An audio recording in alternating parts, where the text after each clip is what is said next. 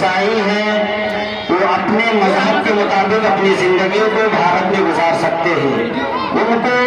پورا حق دیا جاتا ہے کہ بھارت میں وہ اپنی زندگی جس طریقے سے چاہے وہ گزار سکتے ہیں.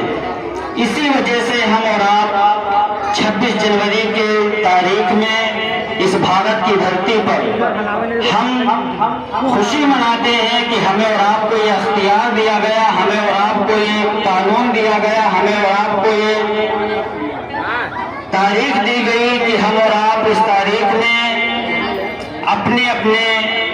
دھرم کے مطابق اپنی زندگی کو گزار سکتے ہیں. اگر صرف ایک دھرم کو اگر یہ بتایا جاتا کہ اسی دھرم کے مطابق زندگی کو گزاری جائے گی تو یقیناً کسی دھرم پر یہ ظلم ہوتا. لیکن ہمارے بابا صاحب بھیم راؤ امبیڈکر نے یہ قانون کو لکھا اور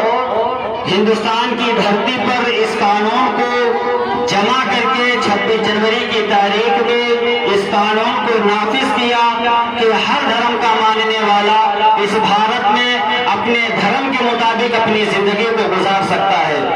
اور اس سے کہیں زیادہ خوشی کی بات یہ ہے کہ کسی دھرم والوں کو غریب ملے, کسی دھرم والوں کو, کسی ملک والوں کو غریب ملے, کسی ملک والوں کو امیر ملے, لیکن بھارت کا وہ مسلمان ہے کہ ہمیں اور آپ کو غریب نواز ملے. سب سے بڑی خوشی کی بات یہ ہے کہ ہمارے بھارت میں اگر سب سے بڑی اگر کوئی شخصیت ہے, سب سے بڑی اگر کوئی ذات ہے, سب سے بڑی اگر کسی کی طاقت ہے تو یقیناً وہ سرکار غریب نواز کی طاقت ہے. ہمیں اور آپ کو اس بھارت کی دھرتی پر اگر سب سے زیادہ, اگر سب سے بڑی طاقت اگر کسی کو ملی ہے تو ہم غریبوں کو ملی ہے. کون سی وہ طاقت ہے؟ سرکار غریب نواز کی طاقت ہے. یقیناً اس بھارت کی دھرتی پر سرکار غریب نواز رضی اللہ تعالیٰ عنہ نے بہت بڑا کام انجام دیا ہے. اس لیے کہ سرکار غریب نواز رضی اللہ تعالیٰ عنہ نے اس بھارت کی دھرتی پر اپنے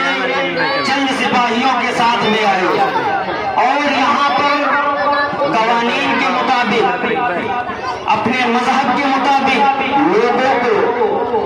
راستہ دکھایا,